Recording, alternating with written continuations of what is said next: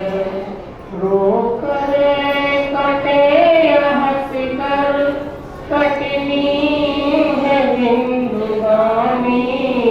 रोकरे कटे हंस कर कटनी है जिंदगानी। तुम गम दिया खुशी से सब तेरी मेहरबानी। तेरी खुशी समझ कर हर दम भुला दिया है। राजी है हम उसी में जिसमें तेरी रजा है। दुनिया बना के मालिक जाने कहाँ छुपा है। दुनिया बना के मालिक जाने कहाँ छुपा है। आता नजर नहीं तो बस ये ही दिला है। मानो कदम दिया है ये तेरा शुक्रिया है। मानो कदम दिया है ये तेरा शुक्रिया है। राजी है हमें उसी में जिसमें तेरी रजा है। हमको नहीं खबर क्या है जिंदगी की राहें। हमको नहीं खबर क्या है जिंदगी की राहें। जिस पर तेरा करम हो मंजिल वही तो पाए। तेरे करम की खातिर दामन फैला दिया है। तेरे करम की खातिर दामन फैला दिया है। राजी है हमें उसी में जिसमें तेरी रजा है। तेरे मिशन में स्वामी हम आगे ही बढ़ते जाएं। तेरे मिशन में स्वामी हम आगे ही बढ़ते जाएं। जिस माल में हो स्वामी तुमको नहीं भुलाएं। अपनी शरण में रखना बस यही प्रार्थना है। अपनी शरण में रखना शिवम जा रहे हैं तेरे ड्यूटी में, तुमको प्रसाद दे दे। राजी है हमें उसी में जिसमें तेरी रजा है। सारे जहां के मालिक बोलो काली महाराज चार की लोग, जय। चार भैया जी महाराज हाँ, खुशी दे दी। की जय।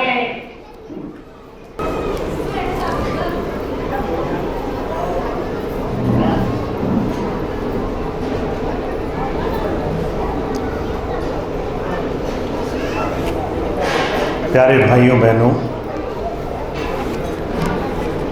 आज सत्संग के इस पावन अवसर पर महाराज जी के जन्म दिवस के इस पावन महीने में हमें और आपको ये अवसर मिला है कि हम एक साथ मिल बैठ कर के बड़े खुले तौर पर उस मालिक की याद करें, चर्चा करें। संतों महापुरुषों का संसार में क्यों आना हुआ, इस बात को थोड़ा सा गौर करें। महाराज जी का जन्म दिवस,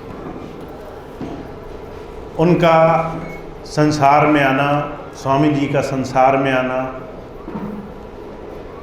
ये हम और आप साधारण सांसारिक जीवों से जिस तरह से हम संसार में जीते हैं उससे बिल्कुल अलग कारणों से हुआ है। आप अगर देखें, हम जब संसार में जन्मते हैं और जब हमारा संसार से जाना होता है, इस पूरे समय में हमारे जीवन का सिर्फ एक लक्ष्य रहता है, कैसे हम सुखी हों, आनंद को पाएं, कैसे हमारे जीवन को ठहराव मिले। और सारा जीवन इसी बड़ी भारी लड़ाई में गुजर जाता है। बचपन, जवानी, बुढ़ापा, कोई भी संसार में ऐसा नहीं है जो संसार से अलग सोच रहा हो। कोई शरीर से अलग नहीं सोच पाता। ऐसे में संसार में जब संत महापुरुष आए तो उन्होंने ये बात दुनिया को बताई कि शरीर से अलग भी कुछ है। इस शरीर से अलग हमारी आत्मा का, इस शरीर की जीवंत शक्ति जिसे हम आज देख नहीं सकते, सुन नहीं सकते, पर उस आत्मा का बोध संतों ने आकर संसार में हमको कराया। आज अगर आप आत्मा का बोध भौतिक स्तर पर करते हैं, मैं आपको कहूं कि आपके अंदर आत्मा है, आपके अंदर शरीर के अंदर शक्ति है, तो आप इस बात को कैसे जानेंगे? आप अपनी सोच विचार शक्ति से, तर्क के आधार पर इस बात को समझने की कोशिश करेंगे। आप देखेंगे कि जब कोई हमारे सामने, हमने किसी का जीवंत उदाहरण देखा हो कि कोई शरीर छोड़ गया, मर गया, तब हमें इस बात का एहसास होता है कि शरीर होते हुए भी कोई ऐसी चीज थी जो शरीर से निकली और शरीर निष्प्राण हो गया, बेकार हो गया, नष्ट करने योग्य हो गया। सारा जीवन जो इंसान हमारे सामने हंसता खेलता था, एक समय जब हमें इसका एहसास हुआ कि उसके शरीर में प्राण नहीं है, तो वो शरीर हमारे लिए किसी योग्य नहीं है। हम उसको 3-4 दिन भी घर में नहीं रखना चाहते। हम कहते हैं इससे दुर्गंध आएगी, इससे बास आएगी, ये सड़ जाएगा। उस शरीर का महत्व हम उस दिन समझते हैं जब हमें शरीर के अंदर से कोई शक्ति निकल जाने का आभास होता है। महाराज जी कहा करते थे, आत्मा का सिर्फ इतना अबोध हमें है, एक समय आएगा शरीर खाली हो जाएगा, शरीर से कोई शक्ति निकलेगी। पर जब संत आते हैं, कहते हैं कि जो आत्मा का बोध है यही जीवन का रहस्य है, इसके अलावा सब कुछ बेकार है। अगर आपको कल शरीर छोड़ना पड़ जाए तो आपने जीवन में क्या कमाया, क्या पाया, कौन सी ऐसी चीजें थी जिसकी चिंताओं में लगे रहे, उसका क्या महत्व रह जाएगा। अभी जब 2 वर्ष पहले महामारी फैली तो लोगों को इस बात का एहसास हो गया। हम कल्पना नहीं करते थे कि हष्ट पुष्ट शरीर लिए कोई इंसान आज जो हमारे सामने खेल रहा है, 1 हफ्ते बाद अचानक किसी बीमारी से ग्रस्त हुआ और शरीर छूट गया उसका।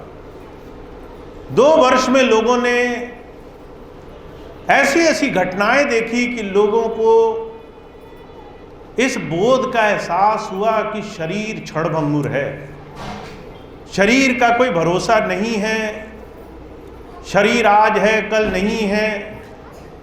शरीर से जुड़ी हुई तमाम चीज़ों का महत्व बस तभी तक है जब तक हम शरीर में हैं। उसके बाद दुनिया चाहे हमारी दुनियावी दौलत को बहुत पूजे, हमारे लिए वो तमाम दुनिया की दौलत किसी काम की नहीं। जब हम इस बात को समझ जाते हैं तब हम आत्मबोध की तरफ जीवन में कुछ प्रयास करना शुरू होते हैं। महाराज जी कहा करते थे, जब तक हमारे और आपके अंदर ये बोध होना शुरू नहीं हुआ हमें ये भय, ये पीड़ा होनी शुरू नहीं हुआ कि शरीर कभी भी छूट सकता है। आत्मबोध जरूरी है, तब तक सत्संग, सत का संग हम कभी नहीं कर पाएंगे। आज हम महापुरुषों के जीवन से जुड़े हैं। हम महाराज जी को याद करते हैं, उनकी तस्वीर लगाते हैं, स्वामी जी को याद करते हैं, उनके साथ बताए हुए अपने समय को याद करते हैं। पर असलियत में हम महापुरुषों की उन शिक्षाओं को याद करना चाहते हैं जिसमें वो हमारे सामने आए, सारा जीवन कष्ट उठाया, दुनिया भर की यात्रा करी, दूर दूर गए इस बात को समझाने के लिए कि आपके जीवन की शुरुआत उस दिन होगी जिस दिन आप आत्मबोध की तरफ कदम बढ़ाना शुरू करोगे। आप महापुरुषों के जीवन को देखें। गुरु नानक देव जी महाराज ने बड़ी बड़ी यात्राएं करी। जब साधन नहीं था उसके बाद भी नंगे पैरों वो चले जाया करते थे। कौन इस भाग को, इस रहस्य को, इस भेद को समझ जाएगा? दसों गुरु पातशाही, उससे पहले कबीर साहब, दादू साहब, और आज के मौजूदा समय में स्वामी जी ने दुनिया भर की यात्रा करी। जब जब संत आए तो सबके कानों में ये बात डालने के लिए, सबको ये बात समझा देने के लिए कि आपके जीवन का सच्चा अभ्युदय, सच्चा जीवन उस क्षण से होगा जिस क्षण आप अपने आप को जानने के लिए जीवन में कदम उठाएंगे। अर्जुन कहा करते थे, इस आत्मबोध के ज्ञान को हम कैसे पाएं, इसके लिए संतों ने ध्यान का, नाम की कमाई का, अंतर्मुख साधना का रास्ता हमें दिया है। तो आपको और हमको जो नाम मिला है वो फर्जी नाम नहीं है, वो 5 शब्दों का ऐसा नाम नहीं है जिन 5 शब्दों में कोई बहुत विशेष चीजें हों। महाराज जी के जीवन की घटना आती है। एक बार एक मुसलमान आदमी आया, कहने लगा ये संस्कृत के नाम तो मुझे याद नहीं होंगे। तो महाराज जी ने उसे फारसी के 5 शब्द दिए। आपको जो 5 नाम मालूम है, या जो नए लोग हैं जो कोई भी मंत्र का जाप करते हैं, महाराज जी ने उससे अलग 5 फारसी के नाम दिए दूसरी भाषा में। अब आप सोचेंगे शब्द बदल गए, नाम बदल गया, इसका मतलब नाम कोई भी हो सकता है, किसी जबान में भी हो सकता है। इसका मतलब ये 5 शब्द के जबान से बोले जाने वाले नाम के पीछे कोई और रहस्य है। रहस्य ये है कि ये जो नाम शब्द आपको मिलता है, ये नाम भौतिक नाम है, जबान से चलाए जाने वाला नाम। जब तक आपके पास जबान है तब तक आप इस नाम का सिमरन कर सकते हो, पर इसको मन से कैसे सिमरन करोगे? हुजूर कहा करते थे, मन स्थूल शारीरिक चीजों का सिमरन नहीं करता, मन किसी और ही नाम का सिमरन करता है। वो नाम आपको मिले, उस नाम तक आप जुड़े, उसके लिए आपको अंतर साधना के लिए गुरु ये 5 शब्दों के नाम देता है। और उसका औचित्य ये है, उसका सिर्फ काम ये है कि आपको अपने इस बाहरी तमाम भौतिक प्रयोजन से, भौतिक शरीर से ऊपर उठना है।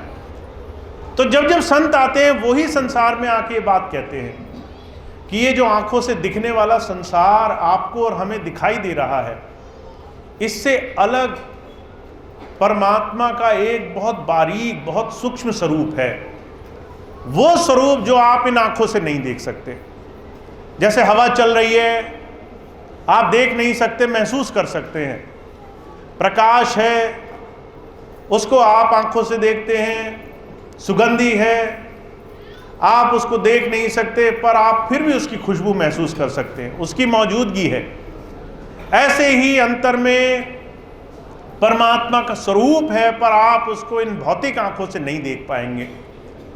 जब गुरु के शरण में आप पहुंच जाते हैं तो वो आपसे अंतर साधना में जुड़ने का एक ऐसा साधन आपको देता है जिससे आपको इस शरीर से उस प्रभु के देश तक की यात्रा तय कर लेनी है। तो आज के इस चर्चा का विषय सिर्फ एक होना चाहिए, हम जो भी कर रहे हैं क्या वो काफ़ी है? क्या इतने वर्षों के लगातार प्रयास करने के बाद स्थूल या भौतिक शरीर से ऊपर की कुछ रसाई शुरू हुई है? क्या सूक्ष्म देह तक जुड़ना शुरू हुआ है? क्या अंतर उस नाम से जुड़ना शुरू हुआ है? और अगर ये सवाल हम अपने आप से नहीं करते तो हम ऐसे संतों महापुरुषों के संसार में होने को भी पूरी तरह से न्याय से नहीं देखते। हुजूर कहा करते थे, महापुरुषों का हमारे और आपके बीच में आने का सिर्फ और सिर्फ एक कारण होता है, आपको जन्म और मरण के इस बहुत बड़े दुख से छूटने का कुछ ऐसा इलाज दे दें जिसको आप आसानी से कर सको। और उसके करने के लिए आपको अपने जीवन में से कुछ समय निकाल कर गुरु को देना पड़ता है। महाराज जी एक बात कहा करते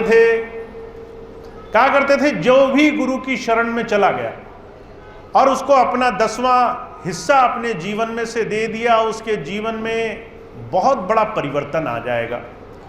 10वां हिस्सा सिर्फ सेवा पैसे के बारे में नहीं कहा गया, अपने समय का भी 10वां हिस्सा देना है। समय का 10वां हिस्सा तो बहुत ज़्यादा हो गया।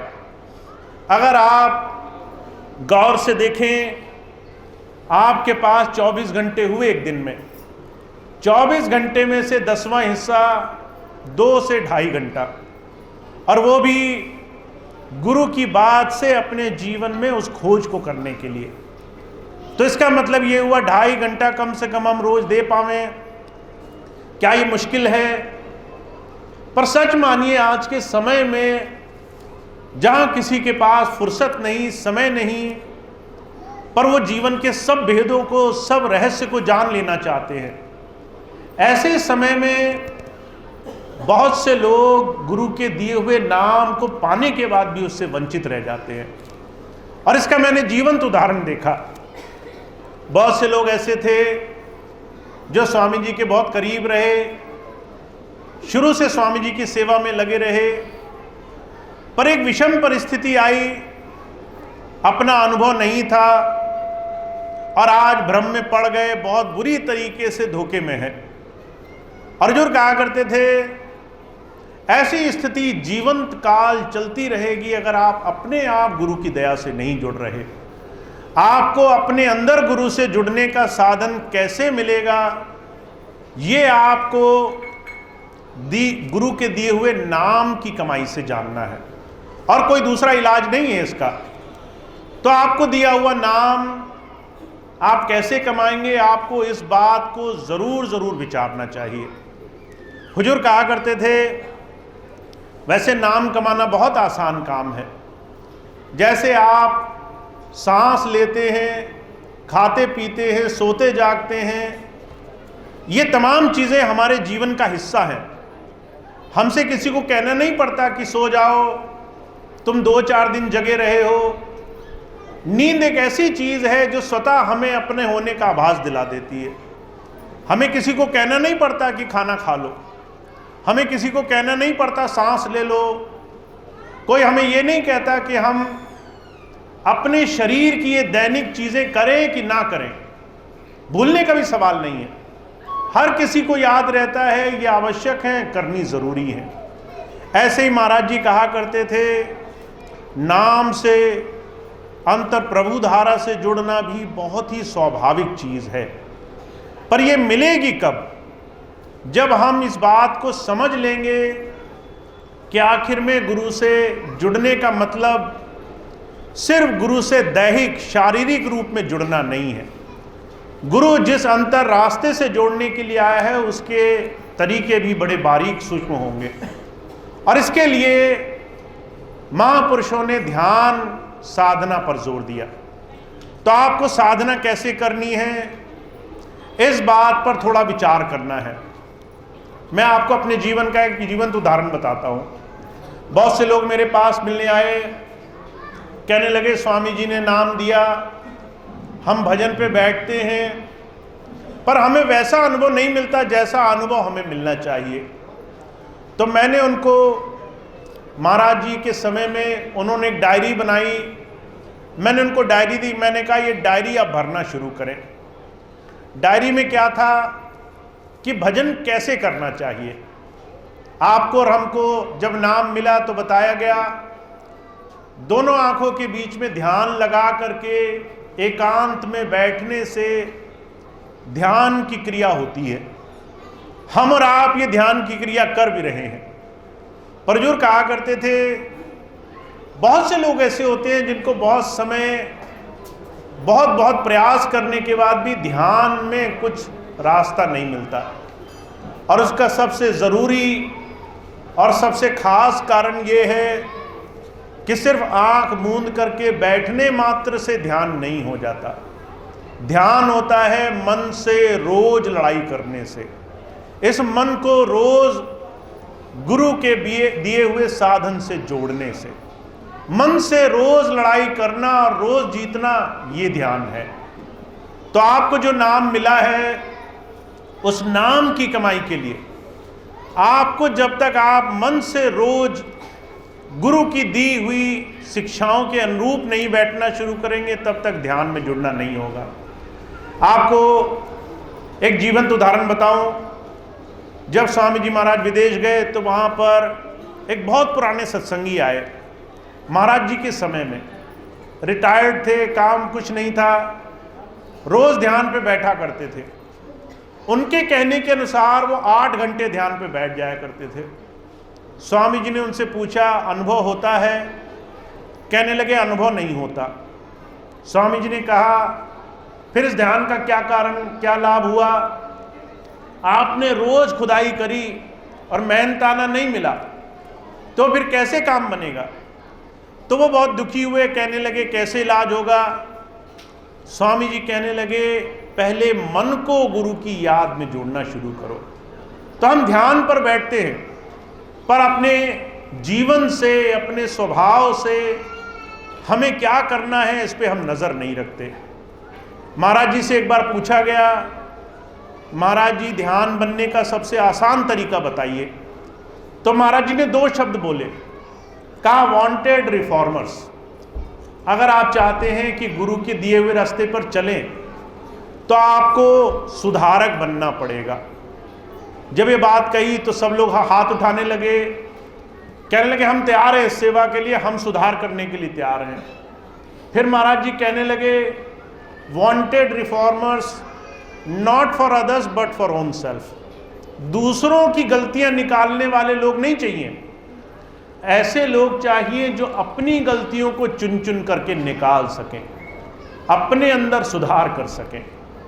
तो भजन, सिमरन, ध्यान, भक्ति अपने इस जीवन को सुधारने की प्रक्रिया का नाम है। आप जो 24 घंटे कर रहे हो, अगर आपको एहसास है कि उसमें बहुत सी ऐसी चीजें हो रही हैं जो उचित नहीं है सत्संगी के लिए, तो उसके सुधार की प्रक्रिया का नाम भजन है। इसलिए स्वामी जी महाराज ने कई बार एक बात बताई, कहा जब दिल का शीशा साफ होता है तो प्रभु का दर्शन आप होता है। अगर शीशा साफ होगा तो आपको दर्शन, उसमें जो स्वरूप दिखाई देगा उसको देखने में कोई दिक्कत नहीं होगी। पर उसी शीशे पे अगर धूल, मट्टी, गंदगी, तमाम बहुत अलग अलग तरीके के आवरण चढ़े होंगे तो आप उसमें अपनी शक्ल नहीं देख पाओगे।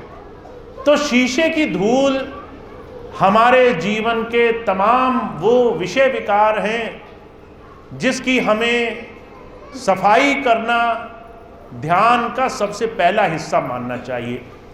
बहुत से लोग आते हैं मेरे पास, आकर कहते हैं भैया जी ध्यान नहीं बनता। वहीं जब बाहर निकलते हैं तो वो कई बार एक बारीक चीज़ भूल जाते हैं कि हमारा जो आचरण है वो हमारे अंदर की कमाई का अक्स है, स्वरूप है। जैसे आप किसी ठहरे हुए पानी में अपनी शक्ल देखें तो वही दिखाई देगा जो आपके सामने है। ऐसे ही जो आपके हृदय के अंदर होगा वही आपकी ज़बान, आपकी आंखों से, आपके शरीर की इंद्रियों से निकल निकल करके बाहर आएगा। जब लोग ध्यान की बात करते हैं और दूसरे ही क्षण वो जब किसी और से मिलते हैं, जो निंदा, चुगली, बुराई, भेद, मान, तरह तरह के जीवन में ऐसे भेदभाव, अहंकार, ये तमाम चीज़ें रहती हैं, तो उनको समझ जाना चाहिए कि अभी वो मन की लड़ाई में हार रहे हैं।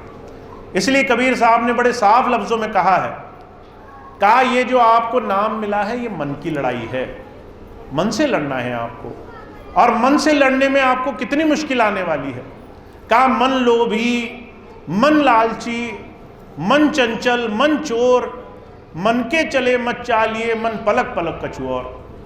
बहुत से लोग कहते हैं हमारा मन नहीं मानता, हम क्या करें, हम मन के चलाए चल रहे हैं।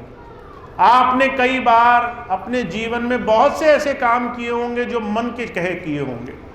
अगर आपका मन नहीं मानेगा तो आप वो काम नहीं करेंगे। अगर आपका खाना सामने रखा हो, मन कह दे मैं ये नहीं खाऊंगा, तो आपके बस की नहीं है कि वो एक निवाला भी मुंह में डाल लें। ऐसी बुरी स्थिति है अभी तो जो कहा करते थे मन लोभ में फंसा है, लालच में फंसा है, मन जो है चिंताओं में फंसा है, मन लेन देन में फंसा है, मान बढ़ाई में फंसा है। मुझे इस बात का पूरा यकीन है कि ज़्यादातर लोग मान बढ़ाई, ईर्ष्या, विषय विकार, इन तमाम चीज़ों से अपने आप को छुड़ाने के लिए रत्ती भर भी प्रयास नहीं करते। अभी कुछ दिन पहले भंडारा हुआ, मैंने देखा बहुत से सेवादार जो सामने खड़े थे बड़े प्रेम से सेवा कर रहे थे। फिर जैसे किसी ने पीछे से कहा कि भाई बहुत देर हो गई सेवा करते हुए, अब थोड़ा आराम कर लो, हमें सेवा का अवसर दे दो, तो बड़ा गुस्सा करके उससे बोलते थे, कहते थे कि भाई तुम्हें तो बाद में देख लूँगा। जब आपके मन में सिर्फ दिखावा हो और आपस में तमाम दूसरी चीज़ें भरी हों, तो समझ लीजिए ये गुरु भक्ति की लड़ाई अभी हम हार रहे हैं, मन से अभी हम हार रहे हैं। महाराज जी कहा करते थे एक सीधी सी पैमाइश है, अगर किसी गोदाम में जाओ, बड़े बड़े जो है बोरे लगे हों अनाज के, तो आप बाहर से देख के नहीं पहचान सकते कि किस बोरे के अंदर क्या रखा है, किसके अंदर चावल है, धान है, किसके अंदर कौन सी। अपने विकारों से छूटेंगे, इसका तरीका आना चाहिए। इसका छोटा सा उदाहरण मैं आपको बताता हूँ। जब छोटे बच्चे होते हैं तो उनको ये नहीं समझ में आता कि कौन सी चीज़ खाने की है और कौन सी चीज़ दूषित है। उनको अगर आप बिस्कुट दे दो वो भी खा जाएंगे, अगर नहीं बैठे होंगे तो मिट्टी भी खाने लगेंगे। तो आप जो है उनको समझाते हैं मिट्टी खाने वाली वस्तु नहीं है और मिठाई खाने वाली वस्तु है, पर उनको ये समझ में नहीं आता। तो आप हर पल उनका ध्यान रखते हैं और हर वक्त उन्हें ये एहसास दिलाने की कोशिश करते हैं कि जब भी मिट्टी खाओ वहाँ पर आपको अंकुश लगाना पड़ेगा। ऐसे ही आपको अपने अंदर, अपने जीवन में गुरु के दिए हुए नाम को कमाने के लिए अपने बाहरी जीवन में थोड़ा सा अंकुश लगाना पड़ेगा। और अंकुश लगाने के वैसे तो सबसे आसान तरीका है, सबसे पहले उस चीज़ का त्याग करो जो आपको सबसे ज़्यादा परेशान कर रही हो। महाराज जी कहा करते थे, लगभग सारे सत्संगी इस बात को जानते हैं कि सांसारिक जीवन और उसमें ये जो मनोभाव है, ये तमाम विषय जिसमें हमारा मन लगा हुआ है, ये भजन सिमरन में बाधक है। लगभग सब लोग इस बात को जानते हैं, पर फिर भी अंकुश लगाने को तैयार नहीं है। अगर मैं आपसे कहूँ कि आपका भजन कैसे बनेगा, तो आप सीधे बोल देंगे कि मेरा मन नहीं लगता। आप ये बात जानते हैं कि आपका मन नहीं लगता, तो आपको पता है कि मन लगाना है, इसके लिए कुछ करना होगा। अब मन क्यों नहीं लगता? क्योंकि कहीं और लगा हुआ है। जहाँ लगा हुआ है उसमें जो सबसे पहली चीज़ दिखाई दे उसको कम करना शुरू करो। तो कहाँ लगा हुआ है? हो सकता है आपको चिंताएं सता रही हों, हो सकता है आपको भविष्य की अनिश्चितता सता रही हो। बहुत से लोग इस बात से परेशान रहते हैं आगे चल के क्या होगा। बहुत से लोग इस बात से परेशान रहते हैं कि बच्चों का क्या होगा। बहुत से लोग इस बात से परेशान रहते हैं कि जो है मेरे जीवन में मेरा काम नहीं चल रहा, जो भी चीज़ सबसे पहले परेशान कर रही हो, धीरे धीरे उसे छोड़ना शुरू कीजिए, विश्वास लाना शुरू कीजिए। और मैं आपको एक चीज़ बता दूं, आज मन अपने आप कुछ भी छोड़ने को तैयार नहीं होता। जैसे एक बुरी आदत होती है, छोटे बच्चे होते हैं, मीठा खाने की आदत पड़ जाती है। अगर आप उनसे कहें कि मीठा छोड़ दो, तो वो क्या करेंगे? वो आपसे ये नहीं कहेंगे कि हाँ आज से छोड़ दिया, आज के बाद मीठा नहीं छुएंगे, वो रोने लग जाएंगे। अगर आप उससे कहो कि मीठा मत खाओ, तो और जोर से चिल्लाएंगे। जब तक आप वो कहते रहोगे, वो मीठा छोड़ेंगे नहीं। पर आप फिर भी जानते हो, अगर मीठा छुड़ाना है तो चाहे कोई रोए धोए, चाहे कोई कुछ भी कहे, मुझे धीरे धीरे प्रयास तो करना ही पड़ेगा। ऐसे ही आपको अपने मन की चंचलता पर धीरे धीरे अंकुश तो लगाना ही पड़ेगा। बहुत से लोग मन को बड़ा ढीला छोड़ देते हैं। अगर किसी भाई बहन से कहो कि भाई आप थोड़ा सा सिमरन कर लिया करो, तो पहला ही जवाब निकलता है मन नहीं मानता। मन मानेगा कैसे? इसके लिए आपको रोज रोज धीरे धीरे जीवन में संयम धारण करना पड़ेगा। किसी भी काम को लेकर बैठो और उसको तब तक न छोड़ो जब तक आप उस चीज को करने के लिए पूरी तरह से अपना प्रयास न कर लो, जब तक पूरी कोशिश न कर लो। तो महाराज जी कहा करते थे, सत्संगी वो सफल है जो मन की लड़ाई छोड़ता नहीं है, जो मन की लड़ाई रोज लड़ता है और मन की लड़ाई में कभी हार नहीं मानता है। तो आप सबके लिए और हम सबके जीवन में गुरु के दिए हुए नाम को अपने जीवन आचरण में ढालना बहुत ज़रूरी है। बहुत से लोग हम सब में से ही गुरु भक्ति और सांसारिकता को एक करके नहीं मानते हैं। एक दिन मुझे एक भाई मिले, स्वामी जी के नामदानी थे, बरेली में मिले, कहने लगे संतों का काम तो ये होता है तरीका बता दें। स्वामी जी ये क्यों बताते हैं कि हमें जीवन कैसे जीना है, ये तो हम अपने हिसाब से जी लेंगे। पर आपको इस बात में बिल्कुल भूल नहीं करनी चाहिए कि संत मत, आध्यात्म और सांसारिकता दो अलग अलग चीज़ें हैं। अगर आपने ये सोच रखा है तो आप बहुत गलत दिशा में जा रहे हैं। हुजूर कहा करते थे, आपका जो शरीर है ये आत्मा से चालित है। अगर आत्मा नहीं होगी तो एक सांस भी नहीं ले पाओगे। इसीलिए आप पूरे जीवन में 24 घंटे में क्या क्या कर रहे हो, हर एक चीज़ का असर आत्मा पे पड़ना है, हर एक चीज़ का असर मन पे पड़ना है। फ़र्ज़ कीजिए आपने सोचा एक दिन में मैं सुबह उठा, बाहर से कोई आदमी आया जो मुझे पसंद नहीं, तो मैंने मन में उसके लिए बुरा सोच लिया, तो क्या फ़र्क पड़ा? मैंने मन में उसको 2-4 गालियाँ दे दी, कौन सा नुकसान हो गया? किसी ने देखा नहीं, किसी ने जाना नहीं, मन की बात थी, मन में रह गई। पर आप खुद ये बात जानते हैं कि आपके मन में उस बात का असर पड़ा रहेगा। आपका मन उस छोटी सी बात को लेकर घंटों घूमता रहेगा। अगर आप किसी 24 घंटे की दिनचर्या में किसी इंसान के साथ, किसी सांसारिकता के साथ, किसी संसार की चिंताओं के साथ, दुनिया की किसी भी चीज़ के साथ उलझे हुए हैं, तो जब भी आप भजन पे बैठेंगे तो वही चीज़ें आपको याद आएंगी। महाराज जी कहा करते थे, नहीं मानते तो एक सीधा सा उदाहरण लेकर देखो। अगर आंख बंद करके बैठो ध्यान के लिए और उससे ठीक पहले अपने घर में किसी से लड़के आओ, फिर भजन पे बैठकर दिखाओ, अगर आंखें बंद करी तो भी वही सारे विचार तुम्हारे दिमाग में घूमते रहेंगे। इसका सीधा सा मतलब ये है, 24 घंटों में जो करोगे उसका असर तुम्हारी साधना पर ज़रूर पड़ेगा। इसीलिए अपने जीवन को उस प्रभु का मंदिर मानकर इस जीवन को साध कर चलना है। और उसका सीधा सा तरीका है, सबसे पहले मन को आपको समझाना है। मन समझा रहेगा तो वाणी सुधरी रहेगी, वाणी सुधरी रहेगी तो गलत काम नहीं होंगे। अगर आपने मन को सुधार लिया तो ना आपकी ज़बान से कुछ गलत निकलेगा, ना आपके शरीर से कुछ गलत होगा। तो इसलिए बहुत ज़रूरी है, ख़ास तौर से उन सत्संगियों के लिए जो गुरु जी से नाम ले चुके हैं, कि आपको अपने बाहरी जीवन में सुधार, इस जीवन की सफाई का बड़ा ध्यान रखना है। अगर आपका मन संसार की चिंताओं में, दुनिया की तमाम क्लेश में, दुनिया के तमाम भोगों में लगा है, तो समझ लीजिए अभी आपने इस मन को साधना नहीं शुरू किया। इस मन को साधना शुरू कीजिए, इसे गुरु की याद में लगाइए, निर्भय होइए, निश्चिंत होइए। जिसके साथ गुरु का हाथ जुड़ा हुआ है, जिसके ऊपर गुरु की दया मेहर है, उसको दुनिया की तमाम चीज़ों में उलझने की कोई आवश्यकता नहीं। वह सहज भाव से अपने सारे काम करे, उसके सारे काम उसी से बन जाएंगे। वो सहज भाव से गुरु की बात मानकर जीवन में आगे बढ़े, उसके सारे काम अपने आप इसी एक छोटी सी बात से बन जाएंगे। तो आपको ऐसा रास्ता मिला हुआ है, आपको स्वामी जी का, महाराज जी और तमाम संतों महापुरुषों के जीवन का आदर्श मिला हुआ है।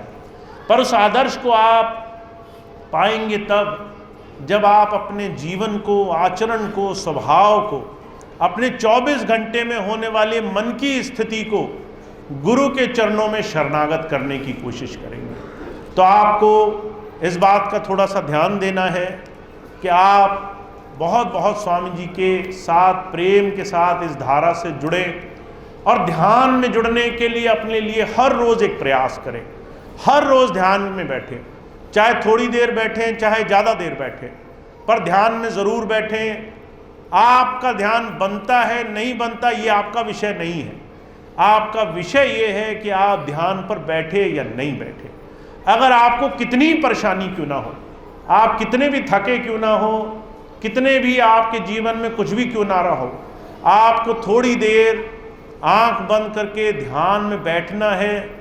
जिस दिन आप ये संकल्प बना कर रखेंगे, जिस दिन ये आप दृढ़ विश्वास बना कर रखेंगे, आप हजारों उन लोगों से अपने आप बेहतर स्थिति में आ जाएंगे जिन्हें नाम तो मिला है पर वो मन माया की इस जुगल से अभी छूट नहीं पाए हैं। तो आप सभी को नाम से जुड़ने का बहुत बहुत ऐसा सानिध्य मिले, आपको अंतर से प्रेरणा मिले कि आप हर रोज़ नाम की कमाई में लगें।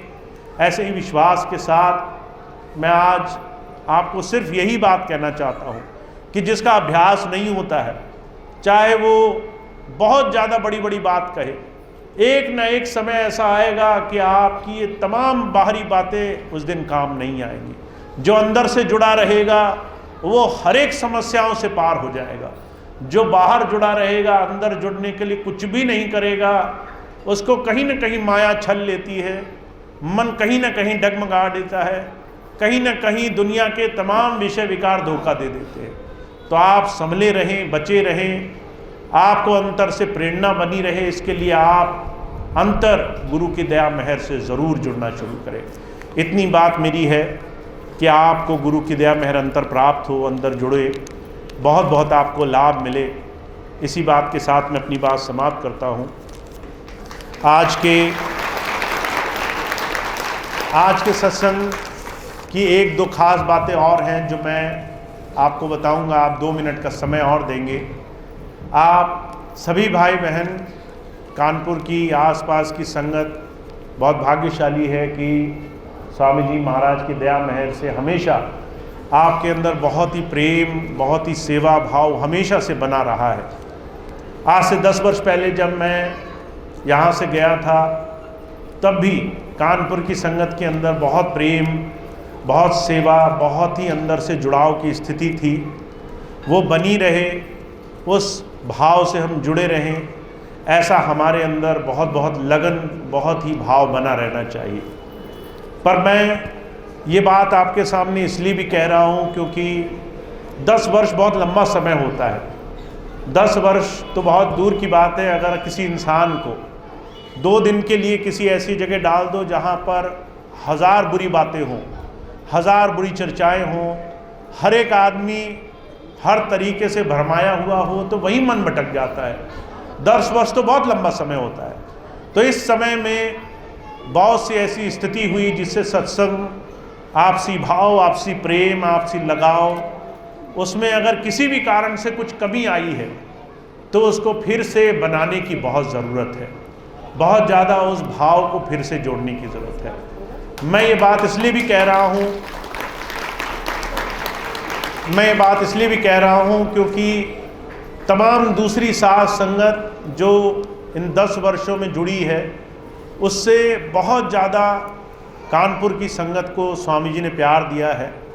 और जितने भी भाई बहन कानपुर में सत्संग में आते रहे, जुड़ते रहे, उन सब की एक खासियत थी कि वो हमेशा से सत्संग में और स्वामी जी की सेवा में जुड़े रहे हैं। मुझे ये बात आपको बताने की ज़रूरत नहीं है। आज से जब 10 वर्ष पहले आप भंडारे में जाते थे तो सबसे ज़्यादा सेवा और सबसे ज़्यादा सत्संग में कानपुर की संगत आगे रहती थी, चाहे वो लंगर की सेवा हो, चाहे वो स्वामी जी के सत्संग की सेवा हो। पर धीरे धीरे आपने भी महसूस किया होगा कि थोड़ी सी कहीं ना कहीं किन्हीं कारणों से कमी आई है। अब हालत ये हो गई है कि जब सत्संग में जाना होता है तो लोगों को आकर सिफारिश करनी पड़ती है। कोई बताएगा कि सत्संग है तो आपको याद आएगा कि सत्संग में जाना है। कोई आपको ये कहेगा कि भंडारा है तो आप सोचेंगे कि भंडारे में कैसे जाएं नहीं जाएं। इन तमाम चीज़ों को आप तभी संभाल सकते हैं जब आप आपस के इस सत्संग के माहौल को बहुत प्रेम भाव से देखें। तो अभी पिछले कुछ महीनों से कानपुर में सत्संग शुरू हुआ है। एक यहाँ का मासिक सत्संग होता है और एक आखिरी रविवार को यहाँ सत्संग होता है। मेरा आप सबसे यही अनुरोध है कि आप सत्संग से जुड़िए और सत्संग में बिना भेदभाव के जुड़िए। हर एक भाई बहुत प्रेम से सत्संग में जुड़ने वाला हो। बहुत सारे जो भी मतभेद हों किसी से मिटा दीजिए उसको। चाहे कोई किसी भी बात से किसी से नाराज़ हो, वो तमाम नाराज़गी छोड़ दीजिए। क्योंकि मेरा तो कहना सिर्फ ये है, अगर आप घर में जाएं, आपके बच्चे हों, आपकी बात नहीं माने, आपको उल्टा सीधा बोले, तो आप उनको घर से तो नहीं निकाल देते। अगर आपके बच्चे वो आपको कहें कि मैं तुम्हें जो है किसी तरीके से भी तुम्हारी सेवा नहीं करूँगा, आपको किसी तरीके से बुरा बोल जाए, तो आप उनको अगले दिन क्षमा कर देते हैं। जब आप अपने घर में परिवार में इतने प्रेम भाव से रखते हैं तो आपको सत्संग में सत्संगी प्रेमी भाई बहनों के बीच में भी छोटी छोटी चीज़ों को बढ़ा के नहीं रखना चाहिए। इसलिए जो भी कारण हो, हर तरीके से हर भेदभाव को, हर एक पुरानी भाव को भूल जाकर आगे बढ़ना, ये सबसे अच्छा रास्ता है। इसलिए आप सत्संग से जुड़िए। सत्संग में हर एक पुरानी बात को भूल करके बड़े प्रेम भाव से सेवा में आइए। तो यहाँ 2 सत्संग होते हैं, एक तो आखिरी इतवार का होता है और एक मासिक सत्संग होता है जो अभी दूसरे इतवार को चल रहा है। तो आप सभी भाई बहन जो सत्संग की तारीखें हैं उसमें बिना भेदभाव के आना शुरू करिए। और जितना ज़्यादा आप सत्संग में आएंगे, जितना ज़्यादा आप सेवा में लगेंगे, उतना ज़्यादा आपका गुरु से, स्वामी जी से प्रेम भाव बढ़ेगा। महाराज जी की जीवन की एक छोटी सी बात बताऊं मैं आपको। महाराज जी का अपने गुरु जी से इतना प्रेम हुआ कि जब वो डेरे जाते थे तो डेरे पर जाते ही सबसे पहले ढूंढते थे कि कौन सी सेवा मैं कर सकता हूँ। आप यहाँ आए कानपुर में, मैं बहुत से लोगों को देखता हूँ जिन्होंने 4 दीवारी तक नहीं नापी होंगी। अभी इतने सत्संगी हैं जो इस पंडाल के अलावा कहीं गए नहीं होंगे। आप पीछे तक घूम के भी नहीं आए होंगे अभी तक। तो सत्संग तब सफल होता है जब आप गुरु के स्थान को बहुत पवित्र बना देते हैं, सेवाओं से उसे बहुत ज़्यादा उचित बना देते हैं और हर तरह की भौतिक भावनाओं को भूल करके सेवाओं में लग जाते हैं। तो ये आपको स्वामी जी महाराज ने आश्रम दिया है, यहाँ सत्संग हो, यहाँ सेवा हो और आप सब लोग निश्चित सत्संग और सेवा में बहुत प्रेम भाव से लगे। और मेरा एक विनम्र अनुरोध है, जब सत्संग में आए तो जैसे ही गेट से अंदर घुसे तो बाहर की बातों को कोई स्थान ना दें। कई बार आपने सुना होगा जब कोई आदमी बीड़ी सिगरेट पीता है तो बहुत से लोग कहते हैं बाहर जा कर के पिया करो, यहाँ पे मत पियो घर में। ऐसे ही ये दुनिया की चर्चाएं भी आश्रम के अंदर नहीं होनी चाहिए। अगर आप किसी से दुनिया की चर्चाएं कर रहे हो तो समझ लीजिए सत्संग का जो माहौल परिवेश है वो दूषित कर रहे हो। तो ये आश्रम आपको स्वामी जी ने दिया है, बहुत मेहनत से बना है। आप यहाँ आओ, बहुत प्रेम भाव से जुड़ो, सेवा करो, अपनी चर्चा सुनाओ, गुरु चर्चा करो, किसी और से गुरु चर्चा सुनो, पर बहुत प्रेम से इस समय का आप बहुत बहुत लाभ उठाओ। पहली चीज़। दूसरी चीज़ ये है कि जो भी भाई बहन यहाँ पर अलग अलग सेवाओं में लगे हैं, उन सेवाओं में वो जितना भी ज़्यादा अपना समय दे सकते हैं वो उनके लिए बहुत अच्छा साधन होगा। मैंने यहाँ पर या किसी भी सत्संग घर में किसी को इंचार्ज नहीं बनाया। मैंने कहा कि ये कोई मालिक नहीं है, ये बहुत प्रेमी सेवादार भाई बहन है, ये आपकी सेवा के लिए नियुक्त किए गए हैं। पर इसका मतलब ये भी है कि आपको भी बड़े प्रेम भाव से उनके साथ लग करके सेवा करनी है। आखिर काम तो हमारा ही बनेगा अगर हम सेवा में लगेंगे बिना दूसरी चिंताओं के, दूसरी चर्चाओं के, तो हमारे ही मन में और सादगी और सरलता आएगी। तो दूसरी बात यह है कि जो जो भी सेवाएं आपको मिली, चाहे आपको ये सेवा मिली हो कि आपको लंगर में, चाहे शांति सेवा मिली हो, चाहे आश्रम संबंधी दूसरी कोई सेवा मिली हो, और कोई नई भी मिली हो तो सेवा आकर के मांग लें कि हमें बताइए हमें क्या करना है। जो भी सेवा मिली हो या आपको करने की इच्छा हो, कोई ना कोई सेवा ज़रूर पकड़ लें, क्योंकि जब भी कोई सेवा करता है तो आपके बड़े आसानी से सहज भाव से काम बन जाते हैं। तो इस बात का ध्यान रखें कि आपका जो समय सत्संग घर में गुजरे, सत्संग और सेवा से जुड़ा हो, और बहुत ज़्यादा आप गुरु को याद करके इन सेवाओं से अपने जीवन को गुरु चरणों में जोड़ने का प्रयास करें। और एक आखिरी बात यह है कि अभी ये आश्रम निर्माण में है, बहुत सारी चीज़ें इसमें हो रही हैं, काम होते रहते हैं, तो बहुत से भाई बहनों की ये इच्छा रहती है कि हम भी कुछ काम कराएं। बहुत से भाई कहते हैं हम पंखे ला दें, बहुत से भाई कहते हैं पानी की टंकी लगा दें, बहुत से भाई कहते हैं कि हम यहाँ वायरिंग करा देंगे। पर ये सारी चीज़ें अपने मन मुताबिक मत करें। ये गुरु घर है, इसका मतलब ये है कि ये एक नियंत्रित रूप से चलना चाहिए। मैं आपको इसलिए भी कहता हूँ, आपने कहा कि हम कहें कि हम लंगर का सामान ला के देंगे, वहीं 10 भाई और ला के दे दें, खूब सारी ऐसी चीज़ें हो जाएं जिसकी अभी आवश्यकता नहीं है। इसलिए अगर आप कुछ भी सेवा करना चाहते हैं, कुछ भी, चाहे आप कहें कि मुझे एक छोटा सा भी काम करना है या फिर आप सक्षम हो बड़े काम करने के, तो उसका सबसे आसान तरीका है, यहाँ चौहान साहब हैं, दूसरे सत्संगी भाई बहन हैं, सबको पहले आकर के सूचना करें कि मेरे मन में ऐसा ऐसा भाव आता है, मैं इसको कर सकता हूँ या कुछ बदलाव करूँ। मान लीजिए आपने कहा कि मैं पंखे ला के दूँगा, यहाँ पहले से ही 100 पंखे मौजूद हों, आप ये पंखों का बाजार लगा दें तो उसका कोई फ़ायदा नहीं होना है। सेवा वही सफल है जिससे संगत को या फिर बाहर दूर दराज से आने वाले गुरु प्यारों को कुछ लाभ हो सके। तो वो तभी होगा जब आप एक व्यवस्था के अनुरूप कोई काम करोगे। तो यहाँ पर चौहान साहब हैं, उनके साथ दूसरे भाई बहन अलग अलग तरह की सेवाओं में लगे हैं जिनको हर एक तरह की जानकारी है। तो आप जो भी कुछ करना चाहें सबसे पहले संपर्क करें और आकर कहें मेरे दिल में ऐसा विचार उठता है, मैं इसको कर सकता हूँ, नहीं कर सकता हूँ, अगर इसकी ज़रूरत नहीं है तो क्या और कर सकता हूँ। हर तरीके से चौहान साहब आपको या फिर जो भी सत्संगी भाई बहन है वो आपको सही दिशा में जोड़ने का प्रयास करेंगे। तो इसका बहुत कोशिश करें कि थोड़ा सा व्यवस्था के अनुरूप आप सेवाओं को लगाएं जिससे उसका ज़्यादा से ज़्यादा लाभ पहुँचे। तो ये 1-2 बातें थी जो मुझे आपके सामने रखनी थी, पर सबसे ज़रूरी बात यही है कि आपको बहुत प्रेम भाव से सत्संग में जुड़ना है। अभी थोड़ी देर पहले मैं सभी जो भी सेवादार भाई बहन हैं उनको बुला के यही कह रहा था कि अगर आप चाहते हैं कि कानपुर का सत्संग बहुत बढ़े और गांव-गांव में स्वामी जी का नाम लिया जाए, गांव-गांव में लोग स्वामी जी को याद करें, सत्संग से जुड़े, तो उससे पहले आपको सबको प्रेम भाव से यहाँ जोड़ देना है।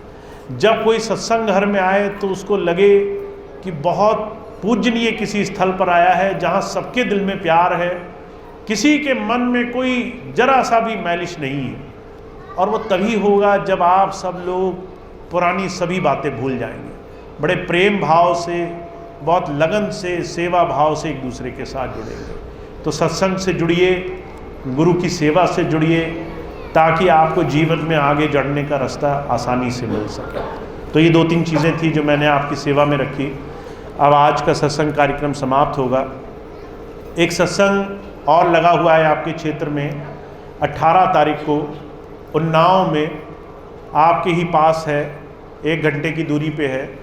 तो उन्नाव के सत्संग में अगर कोई भाई बहन जाना चाहता है या फिर वहाँ कोई आपका जानकार हो, कोई रिश्तेदार हो, किसी को आप चाहते हो सत्संग में पहुँचे, तो उसको आप वहाँ तक पहुँचा सकते हैं। उन्नाव में सौराहा गांव है, उसके पास एक जगह है सिरसा गांव, उसके पास आपको सारी व्यवस्थाएं मिल जाएंगी। अभी थोड़ी देर बाद और सूचना उससे संबंधित दे दी जाएगी। तो कानपुर का सत्संग 18 तारीख को होगा, इसी महीने की 18 फरवरी को, अगले इतवार को। जो भाई बहन वहाँ पहुँच सकें उन्नाव के सत्संग में वो ज़रूर पहुँचें। तो उन्नाव का सत्संग 18 तारीख को होगा, और ज़्यादा सूचना सुशील जी आपको दे देंगे, और जो भाई बहन वहाँ पहुँचना चाहे वहाँ पहुँच सकते हैं। अब एक प्रार्थना होगी, उसके बाद आज का सत्संग कार्यक्रम समाप्त होगा। सभी भाई बहन प्रेम से प्रार्थना पढ़ेंगे।